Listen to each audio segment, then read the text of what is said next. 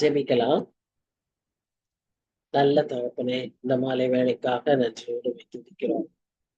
இந்த பேஷன் வீக்ல ஒவ்வொரு நாளும் சுவாமி, நாங்க நீர் படுகிற பாடுகள், இந்த நாட்களிலே நடக்கிற ஈவென்ட்ஸ் எல்லாம் திருச்சபையாக இணைந்து ஆண்டவரை தியானிக்கிற வேளையில இந்த நாளிலும் கூட தீர்க்கதரிசி மூலமாக நீர் எங்களுக்கு என்ன சொல்கிறீர் என்பதை சற்று நேரம் தியானிக்க கூடி வந்திருக்கிறோம். வந்திருக்க எங்களை ஒவ்வொருவரையும் நீர் ஆசீர்வதியும். இந்த தியான நேரம் எங்களுக்கு பிரயோஜனமா இருக்கட்டும் சுவாமி. எங்க வாழ்க்கையில நாங்க கடைபிடிக்க வேண்டிய காரியங்களை கடைபிடிக்கிறதுக்கு எங்களுக்கு உதவி செய்யும். இதில் அதிகமாய் உம்முடைய அன்பு, உம்முடைய நியாயத்திற்கு, உம்முடைய குணாதிசயங்களை இதற்குள்ளாக ஆண்டவரை நாங்க கண்டுபிடிக்க, அதை அறிந்து கொள்ள, அதன்படி வாழ எங்களுக்கு நீர் உதவி செய்யும். எங்களை தாழ்த்தி ஒப்பு கொடுக்கிறோம். வர இருக்கிறவர்களை சீக்கிரமாய் அழைத்து நேசிக்கிற இயேசு கிறிஸ்து மூலமாய் வேண்டிக் கொள்கிறோம். ஆமென், ஆமென். சோ நாம கடந்த வாரத்துல 5ஆம் அதிகாரத்தை பார்த்தோம். அதன் முதல் பகுதியில கர்த்தர் தன்னுடைய ஜனமாகிய இஸ்ரவேலை எவ்வளவாய் நேசித்தார், அதன்படி அவர் எவ்வளவாய் அதற்காக பிரயாசங்கள் எடுத்தார்,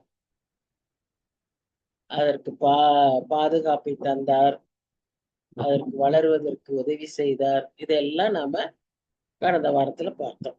ஆனா அந்த அப்படி செய்த கர்த்தரை மறந்தவர்களாய் அஜனங்கள் கர்த்தரை மறந்து கர்த்தரை வெறுத்து கர்த்தருக்கு விரோதமாக காரியங்களை செய்திருந்தத நாம பார்த்தோம். துணிகரமான பாவங்கள் அந்த யூத ஜனங்கள் இடத்துல இருந்தது. அதற்கு தீர்க்கன் 6 விதமாக அவர்களுக்கு சாபங்களை கொண்டு வந்து ஐயோ ஐயோ என்று கூறியதையும் பார்த்தோம். அதனாலே எப்படி இருக்கும் நியாய தீர்ப்பு என்பதையும் நாம் சற்று பார்த்தோம். இது தொடர்ந்து நாம் இன்றைக்கு இதுல இந்த வசனங்களில பார்ப்போம். 24, 25 இந்த 2 வசனங்களிலும் கர்த்தர் என்ன சொல்றாருன்னா, இது நிமித்தம், எது நிமித்தம் அவர்கள் இந்த கடந்த 8 to 23 வசனங்களிலே அவர்கள் செய்த பாவங்களை 7 விதமாக பார்த்தோம் அல்லவா? 7 types of sins அவர்கள் மத்தியில இருந்தது. அந்த ட்ரங்கன்னஸ், செலிப்ரேஷன், கன்சூமரிசம், கரப்ஷன், இப்படியெல்லாம் நிறைய 7 விதமான பாவங்கள் அவர்களிடத்தில் இருந்தது. அதையெல்லாம் நம்ம பார்த்தோம். அது நிமித்தம் கர்த்தர் நம்மை சோதிப்பதும், கர்த்தர் நம்மை சிட்சிப்பதும், கர்த்தர் நம்மை நியாயம் தீர்ப்பதும் அக்கினியின் மூலமாகத்தான் என்பதை நம்ம வேதத்துல வாசிக்கிறோம். அப்ப இங்கேயும் அது அப்படிதான் சொல்லப்பட்டிருக்கு. அக்கினி ஜுவாலை வைக்கோலை பட்சிப்பது போல, அதாவது ட்ரை லீவ்ஸ் இதெல்லாம் ஒரு சின்ன ஸ்பார்க் பட்டா போதும், அப்படியே புசு புசு புசு புசுன்னு எரிஞ்சு சாம்பல் ஆயிரும். அது போல அவர்களை வச்சிப்பார்கள் அப்படின்னு அவர் சொல்றாரு. அப்படிப்பட்ட ஒரு நியாய தீர்ப்புக்குள்ளாக அவர்களை நான் அனுப்புவேன் என்று அவர் சொல்றாரு. ஏன் அப்படி முக்கியமா அவ்வளவு கோபமா அவர் சொல்றாருன்னா, இத்தனை பாவங்கள் அவர்கள் செய்திருந்தாலும் அவர்கள் முக்கியமாய் செய்த ஒரு பெரிய தவறு என்னன்னு பார்த்தா, வேதத்தை வெறுத்து இஸ்ரவேலில் உள்ள பரிசுத்தருடைய வசனத்தை அசட்டை பண்ணினார்கள். இந்த பாவங்கள்லாம் இவ்வளவு உச்சக்கட்டமானதுக்கு காரணம் என்ன? அடிப்படை காரணம் என்ன? வேதத்தை யாரா இருந்தாலும் சரி, யார் பாவம் செய்யற சூழ்நிலையிலையும் பாத்தீங்கன்னா, கர்த்தருக்கு பயப்படுகிற பயம், கர்த்தர் மேல் இருக்கிற அன்பு, அல்லது கர்த்தரை பற்றிய அறிவு அவர்களை பாவம் செய்யாதபடி, பாவத்தில் மூழ்கி விடாதபடி தடுத்தாண்டு கொள்ளும். ஒருவேளை வழுக்கி விழுந்தா கூட உடனே எந்திரிச்சிருவாங்க. ஏன்னு சொன்னா வசனம் அவர்களை பாதுகாக்கும், வசனம் அவர்களுக்கு உதவி செய்யும். இதனாலதான் வேதத்தை நாம் ஒருபோதும் மறக்க கூடாது. வேதத்தை நாம் அனுதினம் வாசிக்கிறவர்களாய், தியானிக்கிறவர்களாய், நேசிக்கிறவர்களாய் நாம் இருக்க வேண்டும். அப்போ அதுதான் நமக்கு பாதைக்கு வெளிச்சம். அது நம்மை காத்துக்கொள்ளும். நான் பாவம் செய்யாதபடி உடைய பிரமாணத்தை என் இருதயத்தில் வைத்து வைத்தேன்னு தாவீது சொல்றாரு. அது காத்துடும், நம்மை காத்துக்கொள்ளும்.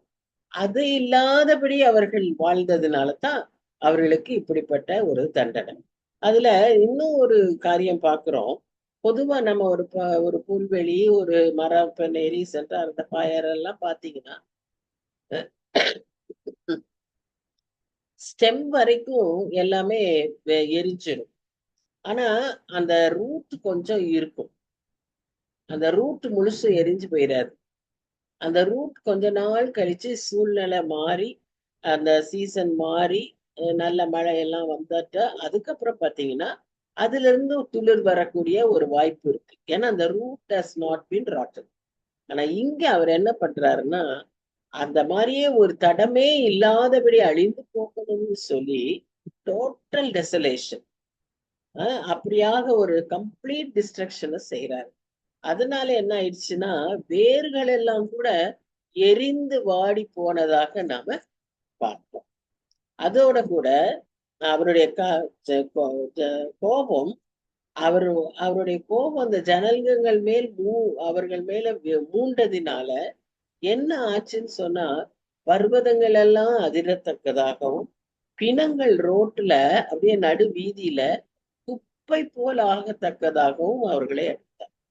இன்னைக்கு நம்ம இதே பிக்சரை நம்ம பல இடங்களில பார்க்கிறோம். உலகத்தின் பல இடங்களில இவ்விதமான சூழ்நிலைகளை பார்க்கிறோம். உட்கார்ந்துருக்காங்க, ஒரு பெரிய ரிசார்ட்ன்னு உட்கார்ந்துருக்காங்க, வேடிக்கை பார்த்துட்டு இருக்காங்க. திடீர்னு பார்த்தா பெரிய அலை வந்து அப்படியே வாஷ் அவுட் பண்றதை பார்க்கிறோம். அதே மாதிரி இப்படி உட்கார்ந்து வேடிக்கை பார்க்கிற நேரத்திலேயே முன்னால் இருக்கிற மலைகள் அப்படியே உருண்டு விழுகிறத பார்க்கிறோம். வீடுகள் எல்லாம் இடிஞ்சு விழுகிறத பார்க்கிறோம். அப்புறம் பிணங்களை தேடி எடுக்க வேண்டிய அளவுக்கு குப்பை மாதிரி பிணங்கள் கிடக்கிறதை பார்க்கிறோம். இந்த காரியங்கள் எல்லாம் இன்றைக்கும் இவ்விதமாய் நடந்து கொண்டே இருக்கிறத நம்ம பார்க்கிறோம். இது எல்லாவற்றிலும் அவருடைய கோபம் ஆறாமல் அவருடைய கை இன்னும் நீட்டினபடியே இருக்கு. அவருடைய கரம் வந்து ஒரு பராக்கிரமம் உள்ள கரம்.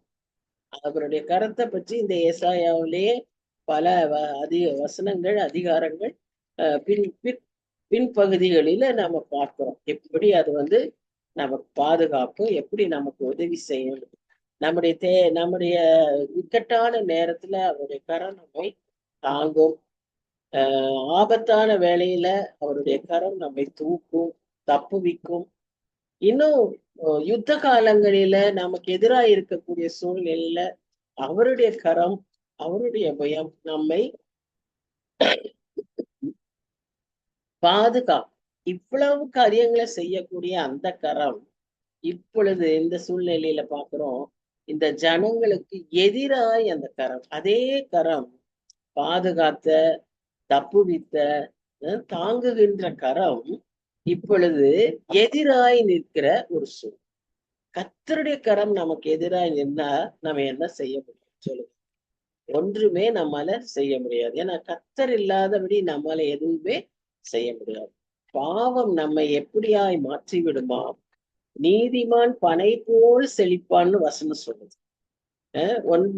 இன்னும் 1ஆம் சங்கீதத்துல இன்னும் கடைசி அதிகாரங்கள்ல நம்ம என்ன பார்க்கிறோம்னா, நான் நல்ல செழிப்பான ஆற்றோரத்துல நடப்பட்ட மரங்களை போல, காலத்தில் தவறாமல் கனி கொடுக்கிற மரங்களை போல் இருப்பார்கள் என்று சொல்லி பார்ப்போம். ஆனா பாவம் உள்ளே வந்தால் பாவம் என்ன செய்யுமா? அப்படிப்பட்ட பனை போல் செழிக்கக்கூடிய மக்களை ஒரு செத்தையை போல, அதாவது செத்தைன்னு சொன்னா காய்ந்த சருகை போல, அல்லது ஒரு வைக்கோல் வைக்கோல் போல போல என்ன ஆயிருமோ, அப்படியே ஒரு கம்பஸ்டபிள் மேட்டர், எரிந்து சாகக்கூடிய ஒரு ஸ்டபிள் மாதிரி, ஒரு சாஃப் மாதிரி, அதாவது பதறு போல மாறி விடுவார்கள். அந்த பாவம் அவர்கள் அப்படி மாற்றிவிடும். அதனால தேவ கோபாக்கினை அக்னியாய் வரும்போது அதன் முன்பாக அவர்களால நிற்கவே முடியாது, அப்படியே அழிந்து போவார்கள் என்று சொல்லி இந்த வசனங்கள் சொல்லு. அதனால அவர்களுக்கு யாருமே உதவியே செய்ய முடியாது. அவர்கள் யாருமே உதவியற்ற ஒரு நிலைமையில அவர்கள் இருப்பார். ஆனா இந்த அதிகாரத்திலே முதல் பகுதியில பார்க்கிறோம், நம்மை அவர் எப்படி வச்சிருந்தாரு, ஒரு நற்குல திராட்சை செடியாக, ஒரு நல்ல எஸ்டாப்ளிஷ்டு பீப்புளாக, ஃப்ரூட்ஃபுல் பீப்புளாக, பிரயோஜனமான ஜனங்களாக, ஆலையெல்லாம் கட்டி அதன் நிமித்தமாய் வியாபாரத்தை செய்யக்கூடிய செழிப்பான ஒரு மக்களாய் நம்மை வைத்திருந்தார். ஆனா பாவம் வந்ததுனால, பாவம் எப்படி வந்தது, கர்த்தரை மறந்ததுனால, வேதத்தை அசட்டை பண்ணினதுனால, வேதத்தை வெறுத்ததினால என்ன ஆச்சு, இந்த நிலைமைக்கு வந்து டோட்டலா பர்பஸே இல்லாத வாழ்க்கை, அன்ஃப்ரூட்ஃபுல்னஸ். இன்னைக்கு நிறைய பேரு என்னமோ வாழ்றோம் என்ன அப்படின்றாங்க இல்லையா, ஏன்னா they have no purpose in their ஆனா நல்ல நீதிமான்களுடைய வாழ்க்கையெல்லாம் பார்க்கும்போது கடைசி நிமிஷம் வரைக்குமே அவர்கள் எப்படி இருந்தார்கள், அவர்களுக்கு ஒரு பர்பஸ் இருந்தது, நல்ல எல்லாவற்றையும் செய்து முடித்தேன் என்கிற ஒரு வெற்றி துணி அவர்கள் வாழ்க்கையில இருந்தது. அப்படிப்பட்ட ஒரு வாழ்க்கைய நாமும் வாழத்தக்கதாக நம்ம அதிக ஜாக்கிரதையா இருப்போம். வேதத்தை மறவாம வேதத்தை தியானிக்கிறவர்களாய் காணப்பட நம்மையும் இந்த தீர்க்கன் இன்றைய நாளில நமக்கு ஞாபகப்படுத்துகிறார். அதோடு கூட இந்த அவருடைய நீதியை நாம பார்க்கும்போது அந்த நீதி கர்த்தரால் குறிக்கப்பட்டது. அவருடைய கோபாக்கினை, அவருடைய நியாய தீர்ப்பு, இதெல்லாம் கர்த்தரால் குறிக்கப்பட்டது. அது பரிசுத்தமானது, அது கர்த்தருடைய அதிகாரத்தை கொண்டது, அதை யாரும் தடுக்க முடியாது. அதை செய்ய வேண்டியது செய்யும். அது அவர் அத்தனை எச்சரிப்பு கொடுத்திருந்தார். ஒவ்வொரு குரூப்புக்கா செக்ஷன் ஆஃப் த சொசைட்டிக்கு கொடுத்திருந்தார். 6 விதமான மக்களுக்கு நாம பார்த்தோம் இல்லையா, அந்த 6 குரூப்ஸ் ஆஃப் பீப்புளுக்கு அவர் கொடுத்த எச்சரிப்பை அவர்கள் ஒருவருமே ஏற்றுக்கொள்ளவில்லை. அதனால அந்த நியாய தீர்ப்பு அதிகாரமும் பரிசுத்தமும் உள்ளதாகவும் அது அவரால் குறிக்கப்பட்டதாகவும் இருக்கிறதை நாம் பார்க்கிறோம். இரண்டாவது, நம்ம பார்த்தபடி அவருடைய இரக்கம், அவருடைய கிருபை, அவருடைய உதவும் கரமே அவர்களுக்கு விரோதமாய் நீட்டப்பட்டிருக்கிறதை நாம் கர்த்தருடைய கரத்தின் மூலமா நாம் என்ன செய்வோம், சுகம் பெற்றுக்கொள்வோம். எப்பவும் ஜெபிப்போம் இல்லையா, extend your healing hand upon தெம்னு நாம சொல்லுவோம். அப்போ சுகம் அவர்கள் அந்த கரத்தின் மூலம் பெற்றுக்கொள்ளவும், சமாதானத்தை பெற்றுக்கொள்வோம். இப்படியெல்லாம் ஆசீர்வாதங்களை நமக்கு தரக்கூடிய அந்த கரம் நமக்கு விரோதமாய் நிற்கக்கூடிய ஒரு சூழ்நிலை ஏற்படும்ங்கிறத நாம மறந்து விடக்கூடாது. அந்த சமயத்துல நம்மளால ஒன்றுமே செய்ய முடியாது. இப்ப அடுத்த ஸ்டெப்பா அவர் என்ன செய்யறாருன்னு பாத்தீங்கன்னா, இது மாத்திரம் அல்ல, அவர் இப்ப இன்னொரு விதமான பனிஷ்மெண்ட்டை அவருக்கு தீர்க்க தரிசனமா சொல்றாரு அந்த ஜனங்களுக்கு. ஒரு நாளில என்ன நடக்கும்னா, இப்படி இந்த பாவ சூழ்நிலைகள் தொடரும் போது அவர் தூரத்தில் உள்ள ஜாதியார், அப்படின்னா யாரு, பாபிலோன் மக்கள், பாபிலோனியரை ஒரு கொடியை ஏற்றி, இவரே ஒரு கொடியை ஏற்றி, கர்த்தரே ஒரு கொடியை ஏற்றி அவர்களை பூமியின் அவங்க எங்க இருந்தாலும் சரி, இவர்களை யூதா ஜனங்களுக்கு எதிரியாக கர்த்தர் பாபிலோன் மக்களை வைத்திருக்கிறார். வடக்கு பகுதியில் உள்ள இஸ்ரேல் ஜனங்களுக்கு எதிரியாக அசீரியரை வைத்திருந்தார். இங்க இருக்கிறவர்களுக்கு எதிரியாக பாபிலோனியர் தான் முக்கியம். அப்புறம் எகிப்தியரும் கொஞ்ச நாள் இருந்தாங்க. ஆனா முக்கியமா இப்ப இந்த காலகட்டத்துல அவர் தீர்க்கதரிசி சொல்றது பாபிலோனியரை சொல்றாரு. இப்ப இவரே கையசைத்து கொடியேற்றி அதோடு கூட பயில் காட்டினா whistle, he himself will whistle and call them அப்படின்னு அவர் சொல்றாரு. இதற்கு பின்பாக வருகிற வசனங்கள்ல பாத்தீங்கன்னா, அவங்க அவர்களுடைய மனநிலை எப்படி இருந்தது? இதற்காக காத்திருந்தார்கள். இந்த சந்தர்ப்பத்திற்காக அவர்கள் காத்திருந்தார்கள். அவங்க வெயிட் பண்ணிட்டு இருந்தாங்க. அவங்க ப்ரிப்பேர்டா இருந்தாங்க. அவங்க கூப்பிட்ட உடனே தீவிரமும் வேகமுமாய் வருவார்கள். அந்த சந்தர்ப்பம் கிடைச்ச உடனே தீவிரமாயும் வேகமுமாயும் வருவார்கள். ஏன்னா they want to exploit, they want to take these people, இவர்களை அகதிகளாக எடுத்துக்கொள்ளவும் இந்த நாட்டை முழுமையாய் சூறையாடவும் அவர்கள் காத்து கொண்டிருந்தார்கள். இப்ப இவரே கொடியசைத்து அவர்களை கூப்பிடுறாரு. அதனால அவங்க வந்துருவாங்க. சோ இதுல இருந்து ரெண்டு காரியம் நமக்கு புரியுது. In his judgment, God himself will allow certain things to happen to us. இத வாசிக்கும் போது நமக்கு ரொம்ப ஆச்சரியமா இருக்கு இல்லையா? இந்த யூத ஜனங்களுக்காக கர்த்தர் எல்லாவற்றையும் செய்கிறவர், தன் குமாரனையே அனுப்பின பிதாவானவர். இந்த இடத்துல நம்ம என்ன பார்க்கிறோம்னா, அவருடைய எதிரியாகிய அந்த பாபிலோனியரை, அவர்கள் எவ்வளவு மோசமானவர்கள், அவர்கள் எப்படி இவர்களை நடத்துவார்கள் என்று அறிந்த கர்த்தர் அவர்களை அவரே கூப்பிட்டு அவர்களுக்கு அந்த வாய்ப்பை தருகிறார். சோ நம்முடைய வாழ்க்கையிலும் நம்ம இதெல்லாம் ஒரு பாடம் நமக்கு. நாம் கர்த்தருடைய சித்தப்படி அவருடைய நோக்கத்தை நிறைவேற்றாதபடி அவரை அசட்டை பண்ணுகிறவர்களாய் வாழும்போது கர்த்தர் ஒரு சில சமயங்கள்ல சில சூழ்நிலைகளை நமக்கு ஏற்படுத்தி கொடுக்கிறார். அந்த சூழ்நிலைகள் எப்படி இருக்கும்னு பாத்தீங்கன்னா, நமக்கு பயங்கர பிரச்சனையா இருக்கும். நம்ம எதிர்பாராத விதமாக இந்த மாதிரி நம்ம சற்றும் நினைக்க மாட்டோம். கர்த்தரே இப்படி செய்வாரா, கர்த்தரே என்னை கைவிட்டாரா அப்படிங்கிற நிலைமையில நடக்கக்கூடிய காரியங்கள் நடைபெறும் என்று சொல்லி தீர்க்கன் மூலமா அவர்களுக்கு எச்சரிக்கிறார். இதன் மூலமாய் நாமும் இதை பாடமாய் கற்றுக்கொள்ள வேண்டும். அதோடு கூட அங்க பாருங்க, அவங்க வர்றவங்க எப்படி வர்றாங்களாம், அதுல விடாய்த்தவன் இல்லை, இடறுகிறவன் இல்லை, தூங்குகிறவன் இல்லை, உறங்குகிறவன் இல்லை, இடுப்பின் கச்சை அவிழ்வதும் பாதரட்சைகளின் வார் அறுந்து போவதும் இல்லை. So they were so alert, prepared and waiting for the opportunity.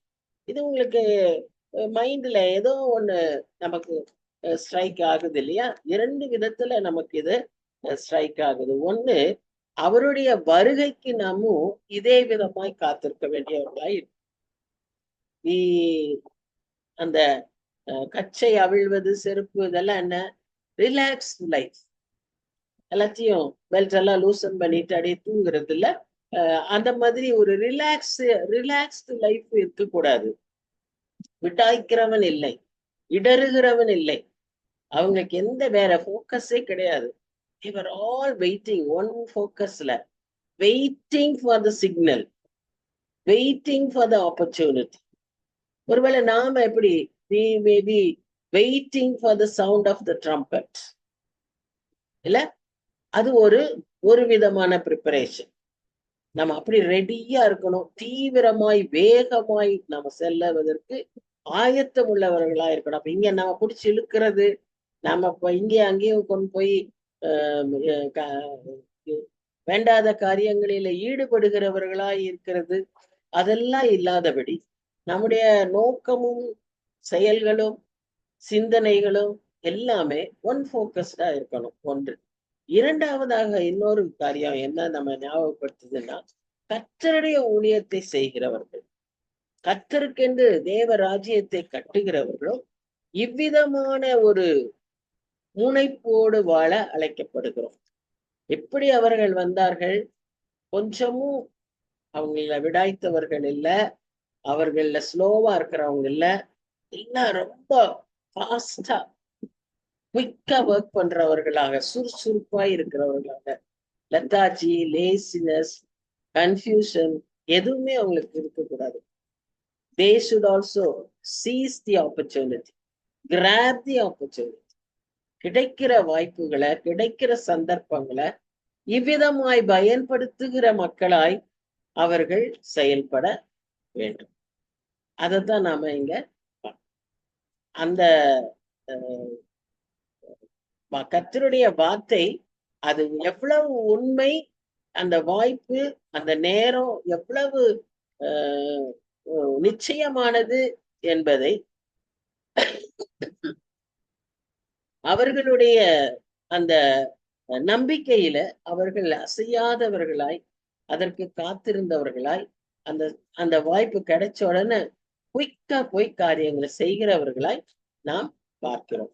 So அப்படிப்பட்ட ஒரு இது நமக்கு இருக்கணும். ஏன்னா அது his judgment is certain, his coming is imminent.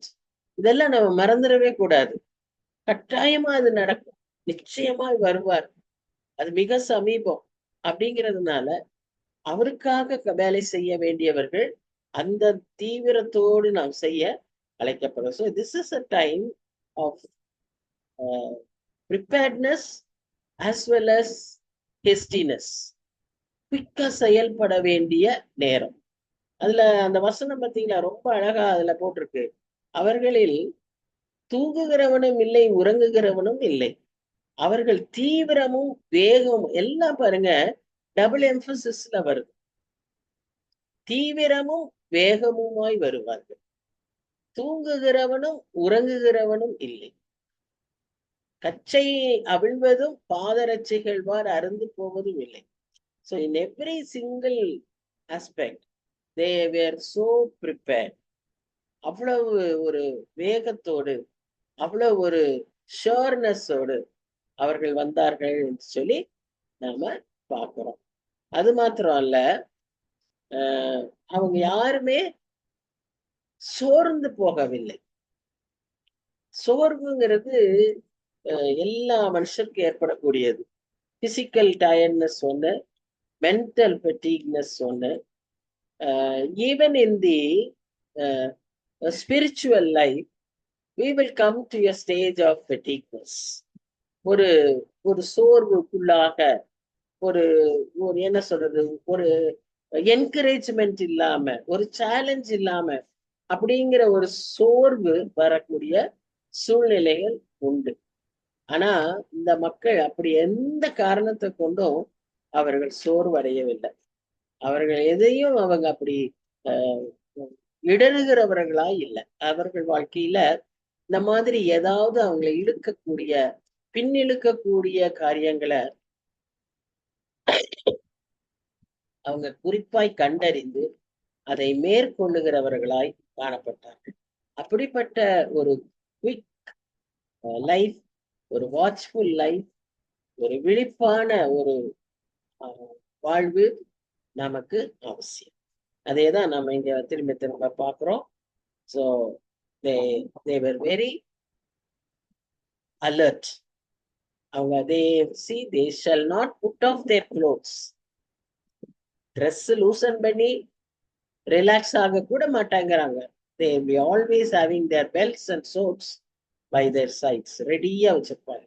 அந்த எண்ணெய் தீர்ந்து போகிற அத அந்த முன் முன் என்ன சொல்றது, ஒரு முன் ப்ரிப்பேர்ட்னஸ், ஃபோர் திங்கிங், அதுக்கு அந்த மாதிரி எல்லாம் கூட இவங்க ரொம்ப ப்ரிப்பேர்டா இருந்தாங்க.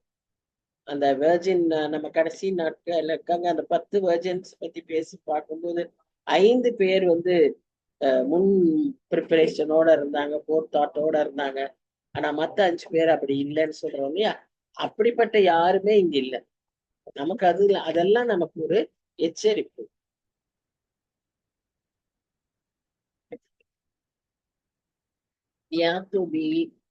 அதுக்குதான் இந்த மாதிரி ஒரு அடையாளமா சிம்பாலிக்கா சொல்லப்பட்டிருக்கு. செருப்பு வார கூட அவுக்காம, ஷூஸ் அவுக்காம. இந்த என்சிசி கேம்ப்ல எல்லாம் பாத்தீங்கன்னா பிள்ளைகளை பார்க்கும்போது அடுத்த நாள் ரோல் கால்னு சொல்லி ஏர்லி மார்னிங் 5:30 இருக்குமா, நைட்டு படுக்கும் போதே எல்லாம் தலையெல்லாம் அந்த 8 ஷேப்ல கட்டணும். அந்த மாதிரி எல்லாம் பின்னி ஷூஸ் எல்லாம் போட்டுட்டு பெல்ட் எல்லாம் கட்டிட்டு தான் படுப்பாங்க. நைட்டே அப்படி படுத்துருவாங்க. காலைல எந்திரிச்சாங்கன்னா வெறும் ப்ரஷ் பண்ணிட்டு ஓடுறதுக்கு தான் டைம் இருக்கும். பிள்ளைங்க அந்த மாதிரி செய்வாங்க. ஏன்னா அங்க ரோல் கால் கரெக்டா போயிடணும். ஸோ அந்த மாதிரி. ஸோ உலக பிரகாரமான ஆர்மி பீப்புள் எல்லாம் they all do this. they will all be like this alert. அது மாதிரி நம்ம கர்த்தருடைய ஊழியத்தை செய்ய இந்த நாட்கள்ல இவ்வளவு தீவிரமாய், இவ்வளவு முன் எச்சரிக்கையாய் நாம என்ன பண்ணணும்? நம்முடைய வாழ்க்கையில வாழுகிறவர்களா இருக்கணும். நாம எப்படி இருக்கோம்? நம்ம சற்று யோசிப்போம்.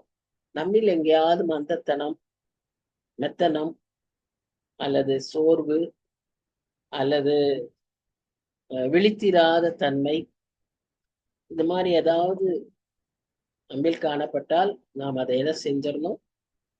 உடனே சரி செஞ்சோம். இப்ப அவங்கள பத்தி சொன்னாங்க, ஆட்டிடியூட பேசுனாங்க. இப்ப அவங்களுடைய வெப்பன்ஸ் எல்லாம் பேசுறாங்க. அது எப்படி இருந்ததாம்? கூர்மையா இருந்துச்சாம். நாணேற்றினவைகளாய், ஆல்வேஸ் ரெடி. குதிரைகளின் குழம்புகள் கற்பாறையாக எண்ணப்பட்டவைகள், உருளைகள் சுழல் காற்றுக்கு ஒத்தவைகளுமாய் இருக்கும். நமக்கு இருக்க வெப்பன் எல்லாம் என்ன? பிரேயர், வேர்ட் ஆஃப் காட், இல்ல நமக்கு இருக்கிற தாளந்துகள். இதையெல்லாம் நாம இந்த மாதிரி நல்லா ஷார்பன் பண்ணி அந்த இதுக்கு எப்பவும் எவர் ரெடியா, பிரசன்டபிளா, always ready, always willing, always doing, அந்த மாதிரி நம்முடைய இது இருக்கணும். அவர்கள் கெட்சிப்பு, சிங்கத்தின் கெட்சிப்பு போல் இருக்கிறது.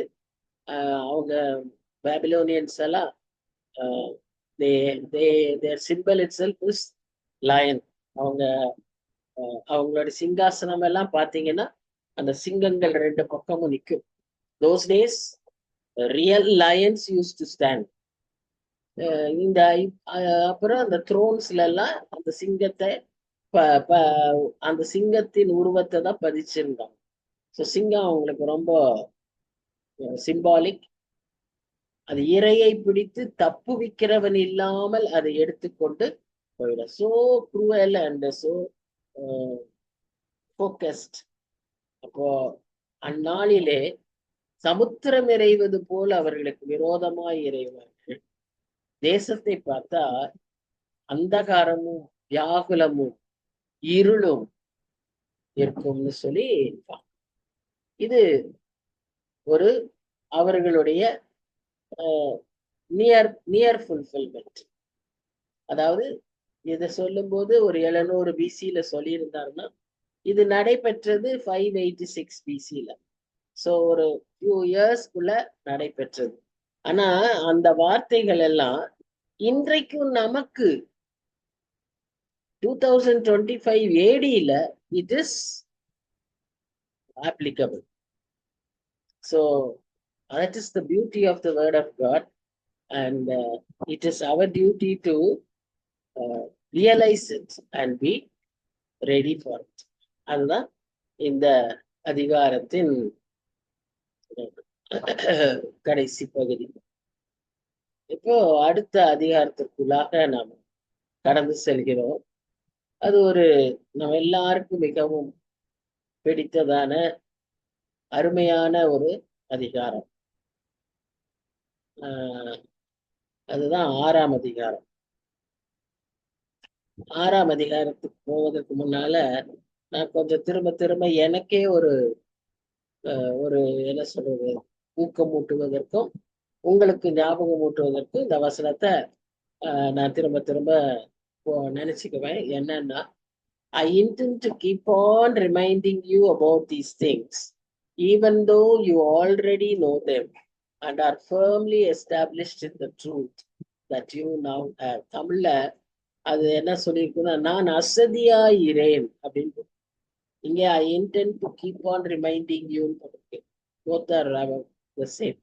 அதாவது இதெல்லாம் நமக்கு தெரிஞ்சாலும் திரும்ப நம்ம ஏன் இதை நம்ம பேசிக்கிறோம், நம்ம நினைவு கூறுகிறோம்னா, நம்மள அங்கங்க we are liable, we are humans, we always have a tendency to slip down in somewhere, drift away. So அப்படி ஏதாவது சில காரியங்கள் நம்ம இடத்துல இருக்கோம்னா இப்படி எல்லாம் நம்ம பேச அதெல்லாம் நம்ம என்ன செய்யும், ஞாபகப்படுத்தும். அதற்காக தான் இது திரும்ப நம்ம பேசிக்கொள்கிறோம். சரி, இப்ப 6ஆம் அதிகாரம். இப்போ நீங்க இந்த 5th சாப்டர் வரைக்கும் நம்ம ஏசாயாவுடைய போக்கு பார்த்தீங்கன்னா, அவர் பயங்கர ஒரு குற்றப்படுத்துகிறவராய், அப்படியே கண்டிக்கிறவராய், அவர்களுக்கு எச்சரிக்கிறவராய், இன்னும் கொஞ்சம் கூட அவர்களை சபிக்கிறவராயும் கூட நாம பார்க்கிறோம். எல்லாம் அப்ப அவங்களையும் குறிப்பா சொல்றாரு. இந்த போன அதிகாரத்துல பாத்தீங்கன்னா அப்படியே தெளிவா சொல்றாரு இல்ல. அப்போ அப்படிப்பட்ட ஒரு சூழ்நிலை. அதே சமயத்துல இந்த நாட்கள்ல அந்த யூதா தேசம் எப்படிப்பட்டதா இருந்ததுன்னு பாத்தீங்கன்னா, ஒரு அருமையான ராஜாவின் கீழ் இருந்தது.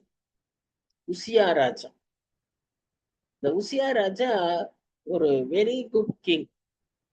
52 வருஷம் அவர் ஆண்டார். அதனால அந்த உசியா ராஜா அவரும் ஏசாயாவும் அந்த அரண்மனையில ஒன்றாய் வளர்ந்தவர்கள். சிறு வயதிலிருந்து பாலிய நண்பர்கள். இவர் அந்த லீனியேஜ்ல அப்படியே வராரு, ராஜ வம்சத்திலேயே வராரு. இவருக்கு அது பேரலா வராரு, அவ்வளவுதான். But he was also having a royal lineage. அந்த ராயல் வளர்ப்பு அந்த ஏர்லி டேஸ்ல இவங்க எல்லாம் ஒன்னா வளர்ந்தவங்க. So he was more like a friend to Isaiah. So அவர் வந்து உசியா வந்து ரொம்ப அருமையா அவருடைய நாட்களை நிறைய நன்மைகளை தேசத்தில் செய்தவராய், அதனால அந்த மக்களும் சந்தோஷமா இருந்தாங்க, சமாதானத்தோட இருந்தாங்க. அங்க அவர்களுக்கு செல்வம், பொருளாதாரம் எல்லாமே அவர்களுக்கு நிறைவாய் இருந்தது. இதற்கு மத்தியில தான் அவங்களுடைய ஸ்பிரிச்சுவல் லெவல் எப்படி இருந்துச்சுன்னு சொல்லி கடந்த 5 அதிகாரத்துல நாம பார்க்கணும். ஸ்பிரிச்சுவல் லெவல்ல டிக்ளைன் இருந்தாலும் வேர்ல்ட்லி லெவல்ல பொலிட்டிக்கலி ஒரு கவர்மெண்டா, ஒரு கிங்கா, he was a very good king. ஆனா இவ்வளவு நல்லா அவர் 26 வயசுல வந்தாரு. அதுக்கப்புறம் இவ்வளவு வருஷம் அவர் ஆண்டாரு. அப்போ அவர் வந்து இப்படி ஆட்சி செய்யும் போது அவருக்கு ஒரு பெருமை வந்துருச்சு. இந்த பெருமை பாருங்க ஒருத்தருடைய வாழ்க்கையை எவ்வளவு சீரழிச்சிருதுன்னு பாருங்க. அவர்களை ஒன்றுமில்லாம சின்ன பின்னமாக்கி, நாசமாக்கி, அது இல்லாம ஒரு வெக்கத்துக்குள்ளானவர்களாய் மாற்றிவிடுது. ஏன்னா கர்த்தர் பெருமைக்கு எதிர்த்து நிற்கிறவராய் இருக்கு. இதுதான் நம்ம வேதத்துல பார்க்கணும். சோ அந்த பெருமைய நம்ம ரொம்ப சீரியஸா எடுக்கணும். சில விஷயங்கள நம்ம வந்து மைல்டாக்கிக்கிறோம். அது வந்து ஓகே, காட் அண்டர்ஸ்டாண்ட்ஸ் அப்படின்னு நாம நினைக்கிறோம். But God does not understand. God detest that and opposes that. We should remember. இந்த ராஜாவும் அதேதான். அவரை கொஞ்சம் பெருமை வந்துச்சு. அந்த வந்து சக்சஸ் வந்தாலே பெருமை வரும். நம்ம ஏதோ நாமே தான் எல்லாம் அச்சீவ் பண்ணோங்கிற மாதிரி நினைச்சிருவோம். இன்னைக்கு சமுதாயத்துல நிறைய பேர் இப்படியாக இந்த பெருமையினால அழிவு சந்தித்து இருக்கிறாங்க. அப்போ இந்த சூழ்நிலையில அவர் வந்து எவ்வளவு தூரம் பெருமையாயிட்டாருன்னா, ஆசாரியர் செய்ய வேண்டிய வேலைய ஆசாரியருக்கு எவ்வளவு பிரத்யேகமா, எவ்வளவு தனியா அவர்களை பிரித்து அவர்களுக்கென்று சில பொறுப்புகளை கொடுத்து அவர்களுக்குன்னு நிறைய காரியங்களை ஆண்டவர் தெளிவா அவங்களுக்கு சொல்லியிருக்கிறார். அந்த காரியத்துல இவர் போய் துணிஞ்சிட்டார். துணிஞ்சது மாத்திரம் அல்ல, அவருடைய மனநிலைமை எப்படி இருந்ததுன்னா, மற்ற அத்தனை ஆசாரியர்கள் 80க்கு மேலான ஆசாரியர்கள் எச்சரித்தாலும் அந்த எச்சரிப்பை கேட்காத அளவுக்கு அந்த மைண்ட் போயிடும். இதுதான் பாவத்தின் வல்லமை. So we cannot play with the sin. The sin has got great power. அதனால என்ன ஆச்சு, அவருடைய வாழ்வே இஷ்டம் வந்தது. அவர் சமுதாயத்திலிருந்து ஒதுக்கப்பட்டார். இவ்வளவு பெரிய ராஜா, நல்ல ராஜா. எத்தனையோ ஃபியூனரல்ஸ், எத்தனையோ இந்த மக்களுடைய இதெல்லாம் பார்க்கும்போது, சாவெல்லாம் பார்க்கும்போது எவ்வளவு மரியாதையா அவங்கள நடத்துறாங்க. அப்படி ஒரு ராஜ மரியாதையா இவர் மறிக்க வேண்டியவர் ஊரை விட்டு வெளியே அனாதையாய் ஒரு இடத்துல அவர் புதைக்கப்பட்டார். So that was the end of Uzziah. He started well, he ran the race well, but he did not finish it well. நம்மை பற்றி எப்பவுமே இந்த செய்தி எப்படி இருக்குன்னு நம்ம ஒவ்வொரு நாளும் யோசிச்சுக்கணும். நான் மரித்தால் என்னை பற்றி எப்படி என்ன என் இனத்தார் சொல்வார், என் குடும்பத்தார் சொல்வார், என் சபையார் சொல்வார், என் ஜனத்தார் சொல்வார்னு நம்ம யோசித்து கொள்ள வேண்டும். அவரது அப்படிதான் இருந்துச்சு. சரி, இந்த சூழ்நிலையில தான் ஏசாயாவுக்கு he was totally helpless, highly depressed, disappointed. நல்ல ராஜா, என்னோட ஃப்ரெண்டு இப்படி ஆயிட்டானே, இந்த மாதிரி மறிச்சுட்டானே, திடீர்னு மறிச்சுட்டானே.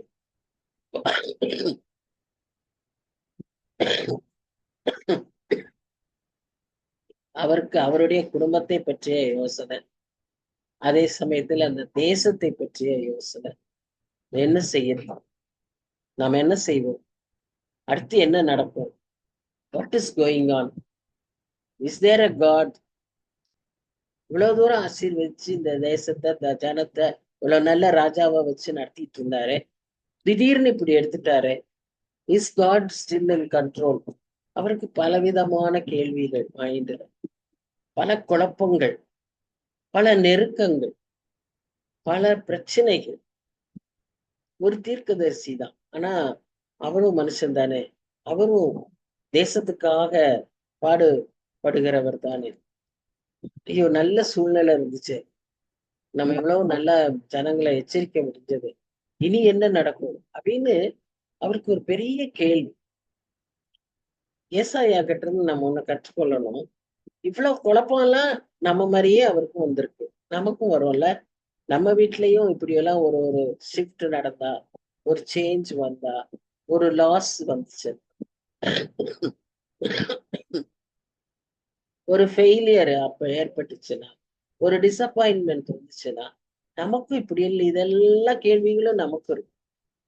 கடவுள் இருக்காரா, கடவுள் எனக்கு உதவி செய்வாரா, எனக்காக நிப்பாரா, இப்படி எல்லாம் நம்ம யோசிக்கிறவர்களா தான் நாம இருப்போம் இல்லையா?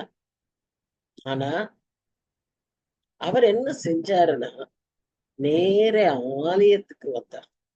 அன்றைக்கு அவர்களுக்கு கர்த்தருடைய பிரசன்னம்னு சொன்னா ஆலயத்துல கிடைக்கும் இல்ல, அந்த உடன்படிக்கை பெட்டிக்கிட்ட இருக்கும், ஆசரிப்பு கூடாரத்துல இருக்கும். இவர் உடனே அங்க ஓடினார். நமக்கு இன்னைக்கு ஆண்டவருடைய பிரசன்னம் நம்முடையே இருக்கு, ஆனா அதை நம்ம தேடணும்.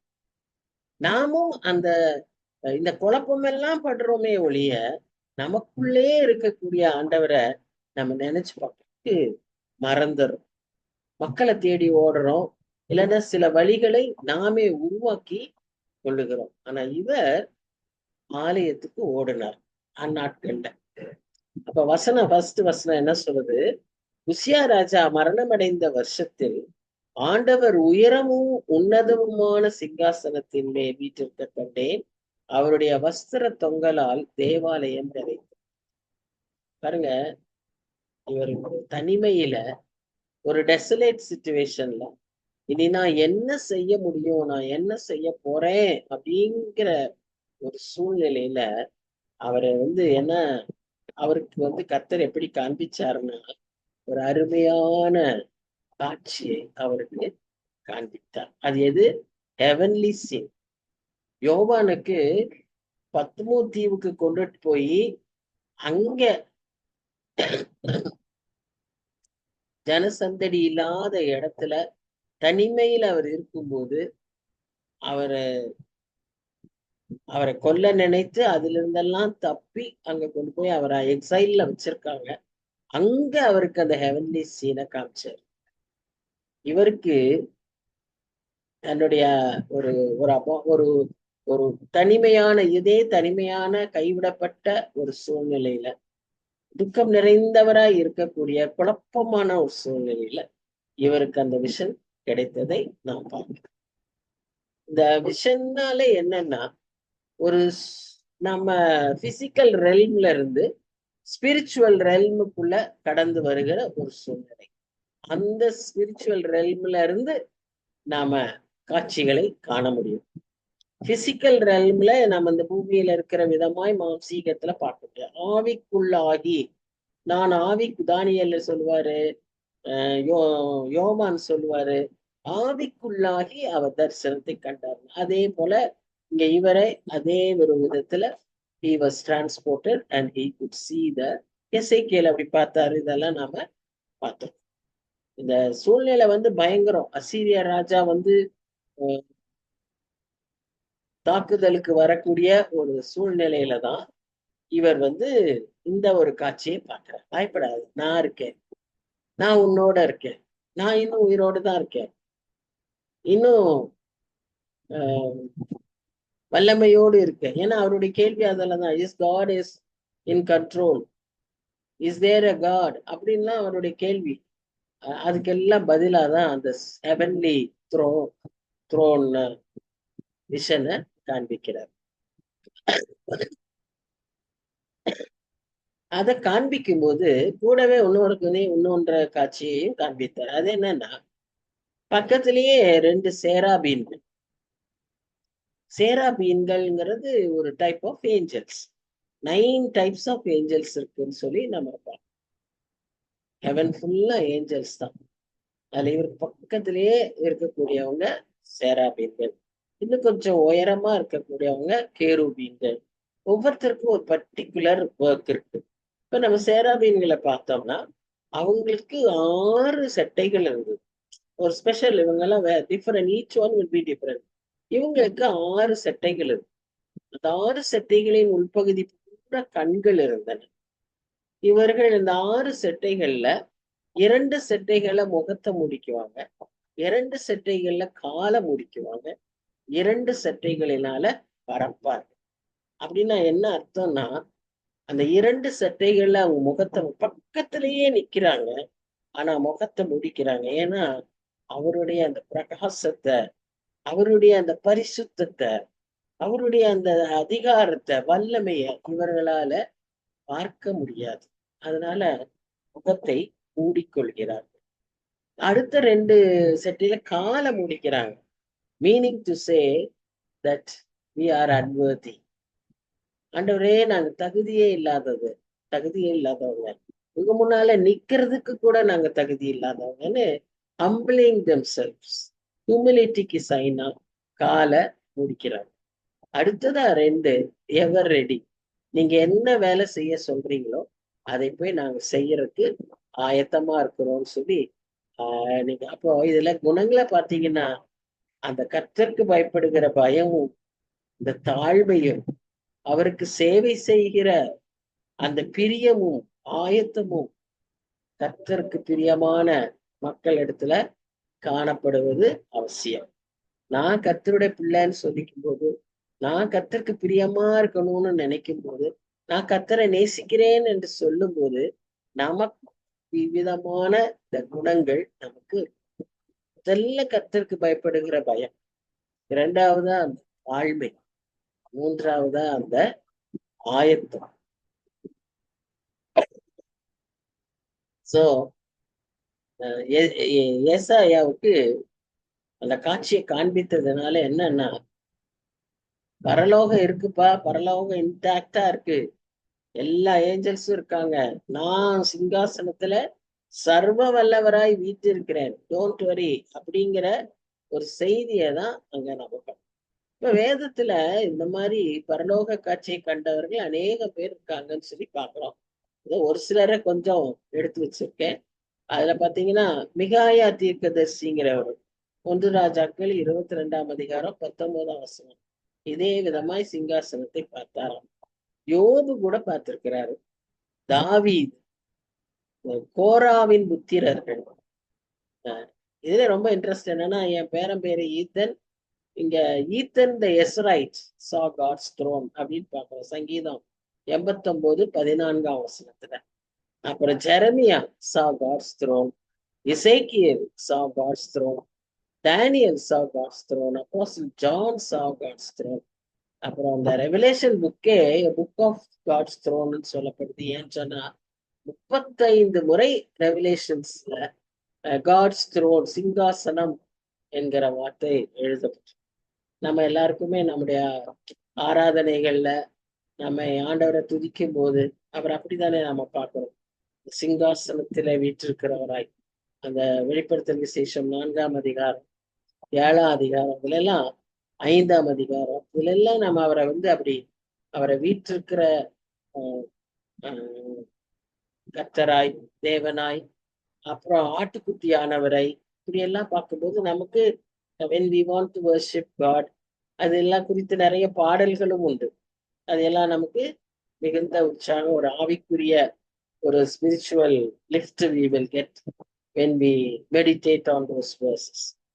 சரி, இப்ப அதுதான் அவருக்கு கிடைச்சிருக்கா. ஏசாயம் அந்த நிலைமையில தான் இருக்கார். அப்படி அவர் பார்க்க பார்க்க அடுத்தது அவருக்கு என்ன பார்த்தாருன்னா, அவருடைய வஸ்திர தொங்கலால் அந்த ஆலயமே நிரம்பிற்று. சோ அது ஒரு பிரசன்ஸ். அப்படியே ஐஎம்தே அப்படிங்கிற மாதிரி ஒரு ராயல்டி, அப்படியே அங்க ஒரு மகிமை, ஒரு majesty. So all that he was admiring. அப்போ திடீர்னு என்ன சத்தம் கேக்குதுன்னா, இந்த ரெண்டு சேராபீன்களும் கர்த்தரை பார்த்து கர்த்தரை பார்த்தல்ல, ஒருவரை ஒருவர் நோக்கி. அது ஒரு முக்கியமானது. கர்த்தரை பார்த்தல்ல, அவங்க ஒருவரை ஒருவர் நோக்கி என்ன சொல்றாங்க? சேனைகளின் கர்த்தர் பரிசுத்தர் பரிசுத்தர் பரிசுத்தர், பூமி அனைத்தும் அவருடைய மகிமையால் நிறைந்திருக்கின்றன என்று குறிப்பிட்டு சொன்னாங்க. அவர்களுடைய சத்தத்தால் வாசல் நிலைகள் அசைந்து ஆலயம் புகையினால் நிறைவு. ரெண்டு முக்கியமான காரியம் நடந்துச்சு. ஒன்னா வாசல் நிலைகள் அசைந்தது, ரெண்டாவது ஆலயம் புகையினால். ஒன்ஸ் அகைன் புகைன்னு சொல்லும்போது the cloud, the pillar of cloud, அவருடைய பிரசன்னத்தை ஒரு உணர்த்துகிற ஒரு காரியம். பழைய ஏற்பாட்டுல அதெல்லாம் அவருடைய பிரசன்னத்தை உணர்த்துகிற காரியம், அவருடைய பிரசன்ஸை உணர்த்துகிற காரியம், அவருடைய மகிமையை உணர்த்துகிற காரியம், குளோரி. இங்க இவர்கள் கூப்பிட்ட காரியம் என்னன்னு பாத்தீங்கன்னா, பரிசுத்தர் பரிசுத்தர் 3 தடவை கூப்பிட்டாங்க. ஏன் 3 தடவை ஒருத்தர் பார்த்து கூப்பிடணும்? First of all, they identified God as the Lord of hosts. சேனைகளின் கர்த்தர், யுத்தத்துக்கு ஆயத்தமா இருக்கிற ஒரு கர்த்தராய் அவரை அங்கு பார்த்தார். ஒரு வல்லமை உள்ள, பராக்கிரமம் உள்ள, பயங்கரமான ஒரு கர்த்தர், மெஜஸ்டிக் கிங் அப்படின்ற மாதிரி அவரை பார்த்தாங்க. அடுத்தது பரிசுத்தர் பரிசுத்தர். Next what they could identify a name was holiness. இந்த 3 தடவை கூட்டத்துக்கு 2 விளக்கங்கள் இருக்கு. ஒன்று, we worship a triune God, இல்ல பிதா குமாரன் பரிசுத்தா. அதனால God the Father is holy, God the Son is holy, God the Spirit is holy அப்படிங்கிற அர்த்தத்துல பரிசுத்தர் பரிசுத்தர் பரிசுத்தர் என்று சொல்லி கூப்பிட்டதாக பார்க்க. இன்னொரு விளக்கம் என்ன அப்படின்னு சொன்னா, இந்த earthly holiness ஃபர்ஸ்ட் லெவல், அதுல இன்னும் கொஞ்சம் higher level spiritual level of holiness, second level of holiness, and finally God the holy of holies. அந்த இந்த மாதிரி இதே ஆஸ்பெக்ட்ல தான் நீங்க பாத்தீங்கன்னா அந்த ஆசரிப்பு கூடாரம், ஆலயம் எல்லாமே இந்த மாதிரி தான் அது அமைக்கப்பட்டிருக்கிறதா பார்க்கலாம். earthly outer courtyard, அடுத்தது இன்னர் sanctuary, அப்புறம் இன்னர் மோஸ்ட் sanctuary. அந்த மாதிரி அதே மாதிரிதான் இங்கேயும் அதெல்லாம் மீன் பண்ணிதான் இந்த பரிசுத்தர் பரிசுத்தர் பரிசுத்தர். நம்ம ஒவ்வொரு வாரமும் கம்யூனியன் எடுக்கும்போது இந்த வார்த்தைகளை சொல்றதாகவே இருக்கும். அதெல்லாம் சொல்லும் போது ஒருவேளை நாம வேற மாதிரி ஆராதிக்கிற ஒரு நிலையில சொல்லுவோம், இன்னும் கூட இப்படி அர்த்தமுள்ள நிலையில யோசிச்சு நாம அதை சொல்ல முயற்சிக்கலாம். மொத்தத்துல பரிசுத்தம் என்பது செட் அபார்ட். அதோடைய ரூட் வேர்டே அர்த்தம் என்னன்னா செட் அபார்ட். பிரித்தெடுக்கிற ஒரு நிலைமை. அது பாத்திரமா இருக்கலாம், அது ஒரு இடமா இருக்கலாம், அது மனுஷரா இருக்கலாம், அது ஒரு அமைப்பா இருக்கலாம், வாட் எவர் இட். ஹோலி என்கிற அர்த்தத்துக்கு வந்தா it means for a purpose, for God's purpose, for God's purpose. Because God's attributes, God's characteristics, everything is holy. அது அப்படி சொல்வதை விட நான் எப்படி சொல்லலாம் என்ற அர்த்தம் கொள்கிறேன் என்றால், ஹோலியே தான் காட். காட் இஸ் லவ்ங்கிறோம்ல, அது மாதிரி காட் இஸ் ஹோலி. அது அப்படி அவர் சொல்றாரு, I am holy and so you also be holy. அப்படிதான் அவர் சொல்றாரு. நான் பரிசுத்தர், ஆகையால் நீங்களும் பரிசுத்தர். அதேதான், பரிசுத்தம்ங்கிறதே அவர் தான். அன்புங்கிறது அவர் தான்ங்கிற மாதிரி பரிசுத்தங்கிறது அவர் தான். அவருடைய வல்லமை பரிசுத்தம், அவருடைய மகிமை பரிசுத்தம், அவருடைய எல்லா குணாதிசயங்களும் பரிசுத்தம். அவரே பரிசுத்தம்.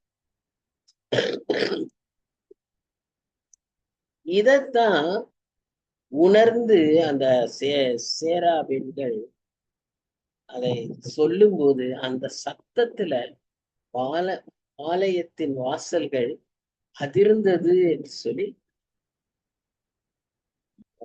சேராபீன்க சத்தமே இவ்வளவா இருந்தா இவருடைய சத்தம் எப்படி இருக்கும்? வாசிக்கிறோம்ல, அதெல்லாம் எனக்கு நினைச்சு பார்த்தாவே ஆச்சரியமா இருக்கும். மரங்களை எல்லாம் பிளந்துருமா, மானெல்லாம் குட்டி போட்டுருமா. அப்ப அந்த அளவு அந்த powerful would be his voice. நம்ம சில சமயம் ஒரு சில சத்தங்க கேட்டா இருதயமே ஆடி போயிருது, அதுங்கிறது இல்ல, அது நடக்குது இல்ல, அது மாதிரிதான். அவ்வளவு பெரிய சத்தமா இருக்கும். அதே போல இது அந்த புகையினால் ஆலயம் நிறைந்தது. இந்த காட்சியை பார்த்த உடனே ஏசாயா வாசல்ல தான் நிக்கிறார், இன்னும் உள்ளேயே போல. ஏன்னா அந்த காட்சியிலேயே மெய் மறந்து என்ன செய்யறதுன்னு தெரியாம அப்படியே முட்டி ஒரு வேளை போட்டு அப்படியே நின்று வாயத்திறந்து பார்த்துட்டு இருக்க.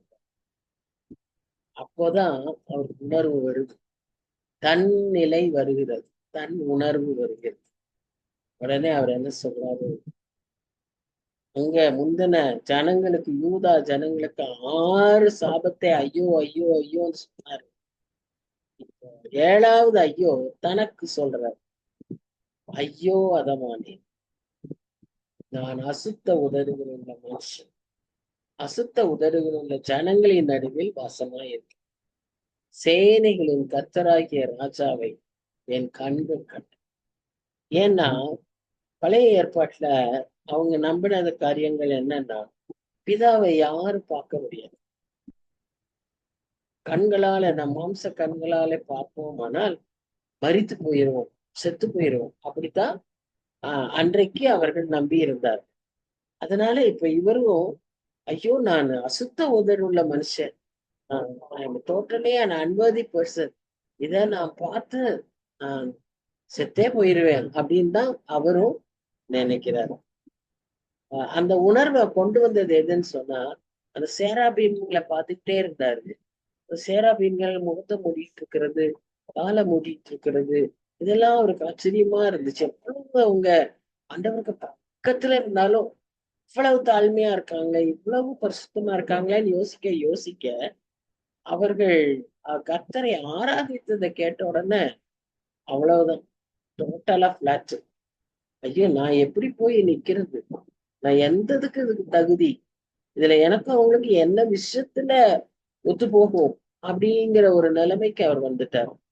அடுத்ததான் அவருடைய அந்த கர்த்தருடைய அந்த மகிமையான காரியத்தை, அந்த த்ரோன் சீனை பார்த்த உடனே அவரால் அதுக்கு மேல நிக்கவே முடியல.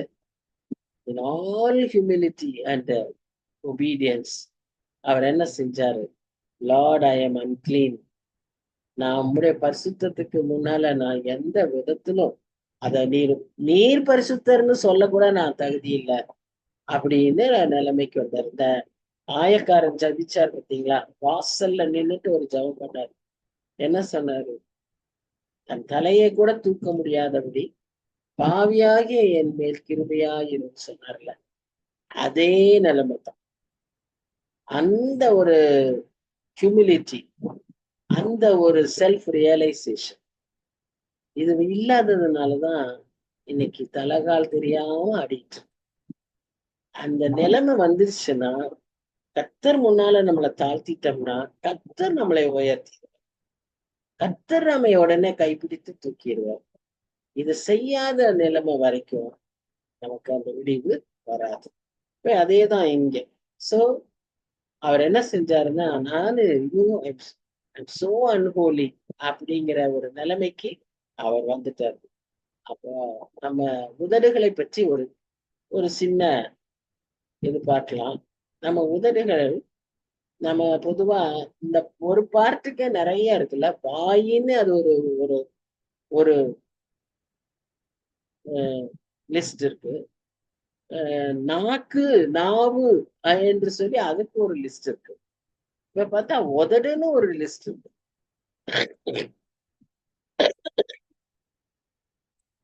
சங்கீதம் 12ஆம் அதிகாரம் 2ஆம் வசனம் என்ன சொல்றது? இந்த முகஸ்துதியாய் பேசுகிற, எக்ஸாஜரேட் பண்ற, பிளாட்டரிங் லிப்ஸ் ஏன்னு சொன்னா டபுள் ஹார்ட். அவங்க உள்ள மனதை இருமனதுடையவர். உண்மையா மாய்மாலக்காரங்க. உண்மையா அவங்கள புகழ்றது இல்லை. இன்னொன்னு தமிழ்ல சொல்லுவாங்களா, வஞ்சக புகழ்ச்சின்னு சொல்லி. அவங்க புகழ்ற மாதிரி புகழ்றாங்க, ஆனா உள்ளுக்குள்ள மனசுல உண்மையாவே அவங்களுக்கு அந்த புகழ்கிற, அவங்கள மதிக்கிற ஒரு எண்ணம் இல்லை. ஆனா அவங்கள சும்மா தூக்கி தூக்கி விடுவாங்க. அப்புறம் இன்னைக்கு தூக்கி தூக்கி விடுறது நிறைய இருக்கு. நியூஸ்ல பாத்தீங்கன்னாலே சும்மானா இந்த தலைவர்களை தூக்கி தூக்கி தூக்கி விடுறாங்க. In any felicitation you find people simply blowing அந்த flattering lips. It's very very common. அது ஒண்ணு. ரெண்டாவது, பொய்யும் மேட்டிமையும், lying lips and proud lips. சங்கீதம் 31:18. நீதிமான்களுக்கு விரோதமாய் பேசுகிற காரியங்கள் என்னன்னா, ஒரு ஒரு ஒரு அளவுன்னு இல்லாம எவ்வளவு வேணாலும் பேசுறாங்க, எதை வேணாலும் பேசுறாங்க. So that is also another very common feature. மூன்றாவதாக, ஏமாத்துகிற உதடுகள்.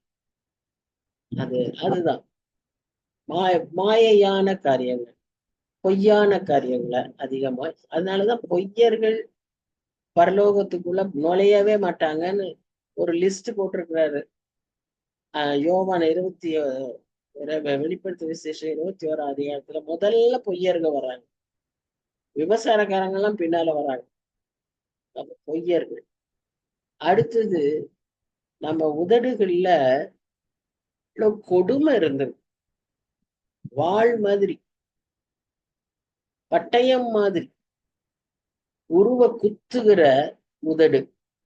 அடுத்து, பாம்புக்கு இருக்கிற விஷம் மாதிரி விஷமுள்ள உதடு. நம்ம கொஞ்சம் ஆராய்ச்சி பார்ப்போம். பொய் உதடுகள், மாய்மாலமான உதடுகள், ஏமாத்துகிற உதடுகள், எக்ஸாஜரேட் பண்ற உதடுகள், பட்டய மாதிரி குத்துற உதடுகள், வார்த்தைகள். அடுத்து, பாம்பின் விஷமுள்ள உதடு. பயங்கரம் பயங்கரம். இதெல்லாம் இருந்தா அந்த உதடுகள் உள்ள, இப்படிப்பட்ட மனுஷர் மத்தியில இப்படிப்பட்ட உதடுள்ள மனுஷன் நானுன்னு ஏசாயா சொல்லும் போது, அந்த பரிசுத்த தேவன் முன்னால எங்க போய் நிக்கிறது? அவர் அந்த நிலைமையில தான் அவர் வந்தாரு. சரி, ஏசாயா தன்னிலைய உணர்ந்தாரு, அவர் வந்தாரு. நாம எப்படி இருக்கும்? நம்முடைய உதடுகள் எப்படி இருக்கும்? எல்லா வரிசையும் அப்படியே ஒரே நாள்ல நம்ம செய்ய மாட்டோம். ஆனா நம்ம வாழ்க்கையை நம்ம யோசிச்சு பார்த்தோம்னா, ஒரு ஒரு சமயங்கள்ல, ஒவ்வொரு நேரங்கள்ல இதுல எல்லாம் ஏதோ ஒன்று நமக்குள்ள இருந்திருக்கு. நாமும் இப்படிப்பட்டவர்களாய் இருந்திருக்கும்.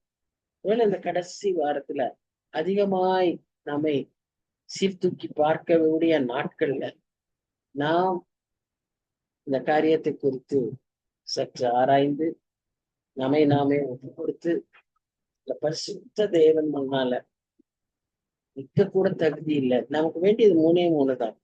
கர்த்தர் குறித்த பயம், தாழ்மை, அவருக்கு சேவை செய்ய ஆயத்தம். அது எப்படி ஆயத்தமாகணும்னு 5th சாப்டர்ல பார்த்தோம். தீவிரமும் வேகத்தோடும் விடாய்த்தவனும் இடறுகிறவனும் இல்லாதபடி, சோம்பல் இல்லாதபடி, சுகபோகம் இல்லாதபடி ஆயத்தமாய் அலர்ட்டா இருக்கிற ஒரு நிலைமைய நாட்கள்ல நம்ம ஆண்டவர்கிட்ட கேட்க ஆண்டவர் நம்மை பயன்படுத்துவார்கள். ஜெபிக்கலாம்.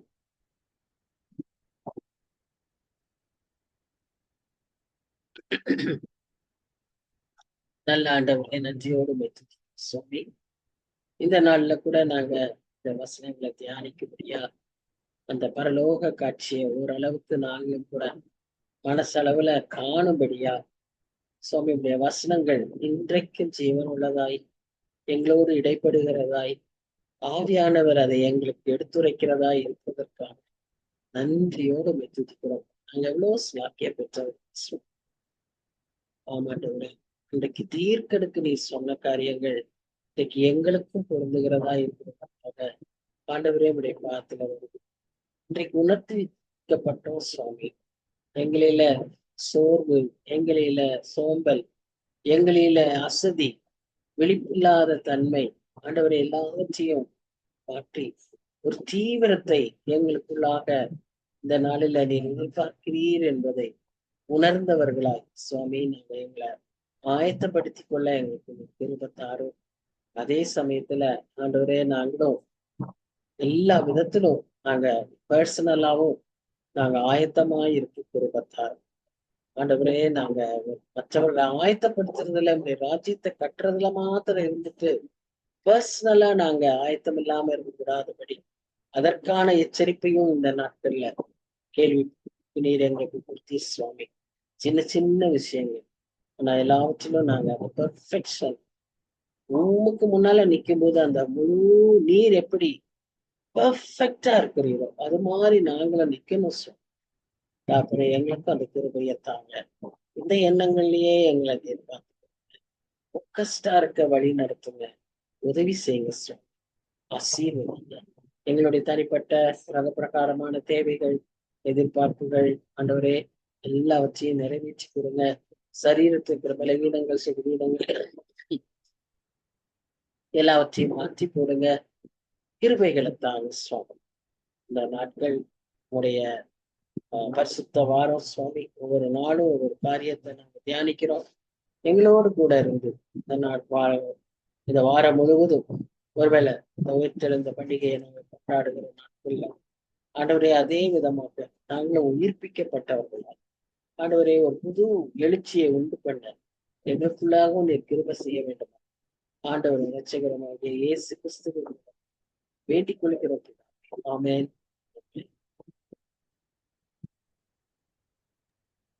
Thank you, everyone. Thank you, Annie. Thank you. Thank you. God bless you all. Thank you.